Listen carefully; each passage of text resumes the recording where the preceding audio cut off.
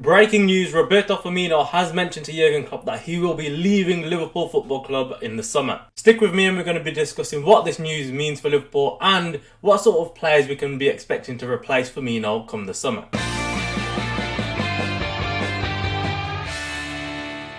So welcome back to the LFC Transfer Room YouTube channel. Be sure to like the video and subscribe with notifications on if you haven't already. We're going to be bringing you some great content throughout the season and obviously seasons beyond. But for now, let's discuss this breaking news. Roberto Firmino has announced, or at least he's mentioned it to Jurgen Klopp, that he's going to be leaving Liverpool at the end of the season. The news was an exclusive from Florian Plettenberg, Bundesliga journalist, who mentioned that Firmino has mentioned it to Jurgen Klopp. He's going to leave. He wants a new challenge. Although Jurgen Klopp wanted him to stay at the club, it's not going to be happening. I'm not going to be diving too much into the past of Firmino for his Liverpool career. I'm sure at the end of the season we're going to have a little tribute video to him. He has served 8 years at Liverpool, which is insane though. But what does this mean for him up until the end of the season? I'm pretty sure what we've already seen from him in the first half of the season, that's what we're going to see in the second half. He was great for us in that first half of the season. I think he was scoring more goals than Mo Salah, if I'm not mistaken. And then he did pick up an injury and he was rotated, etc. And now he's fully fit again. I assume we're going to see a lot more of him and hopefully can contribute to us challenging for top 4 or potentially, if he managed to somehow beat Madrid, challenging for a Champions League as well. Some people will definitely be questioning, oh, is there any point of playing Firmino? He's now on to leave at the end of the season. But we have seen from Jurgen Klopp with Naby Keita, with James Milner, not necessarily with Oxlade-Chamberlain, but his quality isn't really at that level. I guess James Milner's isn't either, to be honest, but especially with Naby Keita, we've seen him play a lot more recently, and on the back end of last season, he played a lot of matches last season. Same with James Milner. Milner's played a lot this season as well, to be fair, enough where you'd see him as a regular starter in our midfield. Not in terms of quality, but in terms of the matches he's played there. And I guess the same could be said for Roberto Firmino. It was also stated by Florian Plettenberg that Firmino wants to try his best up until the end of the season. Obviously, he's going to want to leave on a high note, not a low one. Just like Sadio Mane, I guess. I know we lost the Champions League final, but we did compete for a quadruple and we won 2 trophies. And who knows what can happen, especially in that Champions League. We've seen us come down from 3 goals before, winning 4-3 against Barcelona. Hopefully we could do it to their Spanish rivals. I personally can't see it. It can happen though. I'm not going to doubt them too much. Obviously, they need as much optimism as possible. And Firmino, I think he's got a decent part to play in that, to be honest. His goal scoring record, as already mentioned, is our 2nd top scorer, not just in the league, but overall this season for us. With Darwin Núñez lacking in goals, Luis Diaz, and same with Diogo Jota, who's not really scored in nearly a year, I believe. So it's always good to have that option there for Firmino to maybe come off the bench or potentially start the match, but I don't think that would be the best option for him. Anyway, enough waffle about Real Madrid. Is Firmino part of our best 11? Definitely not. I think it's Salah, Diogo Jota, and Darwin Núñez at the moment. And then obviously you got Luis Diaz.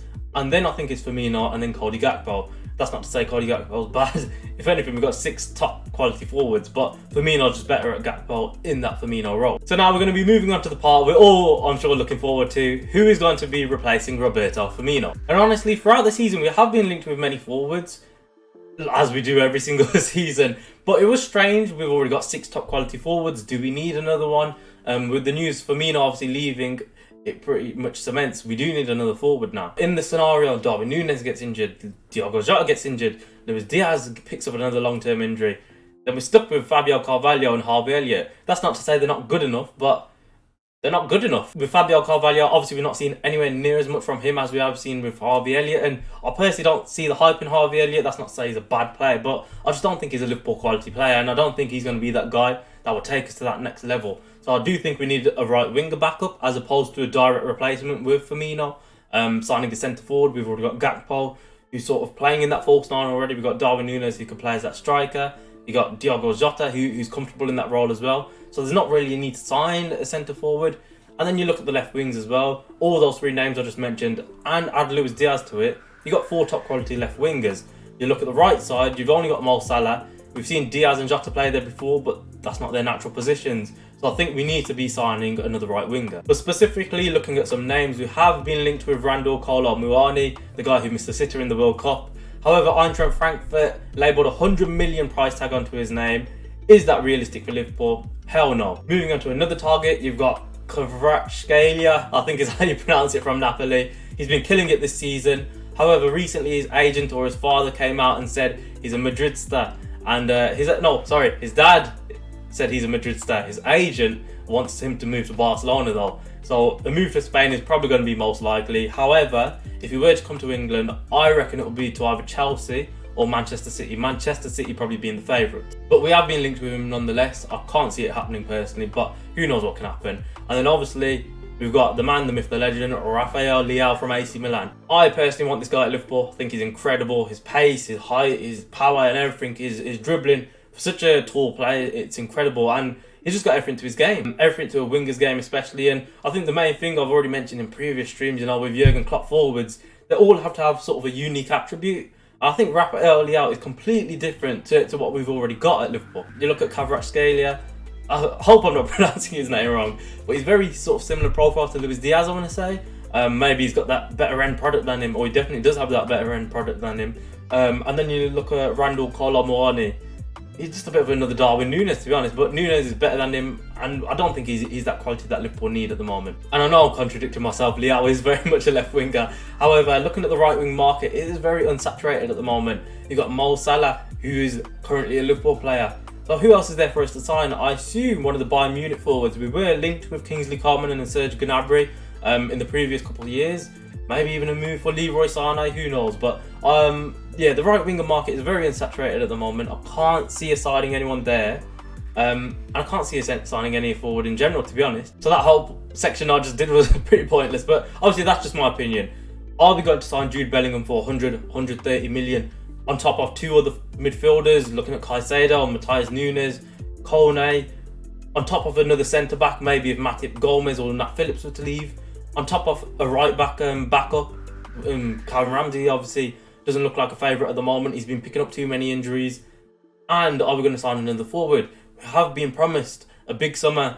The previous summer wasn't a big summer. The previous summer wasn't a big summer. The previous summer wasn't a big summer. Do you know what I mean? It's a recurring theme. So they really have to act this transfer window. If FSG actually invest into this squad, I believe we'll sign a right winger. However, it's the least of our priorities at the moment. I'd much rather see us sign 3 midfielders as opposed to 2 midfielders and 1 right winger, just because of how poor that depth is. And it's not in terms of the numbers, because the numbers is definitely there. It's just in terms of quality. We look at Thiago, who picks up many injuries. Stefan Bajcetic, as much as I think he's a good player, I do think he's a bit overhyped at the moment. That's not saying he's not going to come good. That's not saying he's not going to be a world-class player in future seasons. But you have to be realistic. He got thrown into that deep end against Man City in the Carabao Cup. He looked out of his place. Look what happened when he came against the top-class midfield. Same against Real Madrid. He got absolutely battered. You think he cost us 1 goal, giving the ball away. Not cost us a goal, but he gave the ball away, leading to one of Madrid's goals. And those are the mistakes you can't be having. And you avoid those problems by starting people who aren't 18 years old, who aren't 17 years old, throwing them into the deep end in Champions League matches against the Champions League winners of the previous year. So no blame with Bajcetic there, but I just don't think he's at that level at the moment.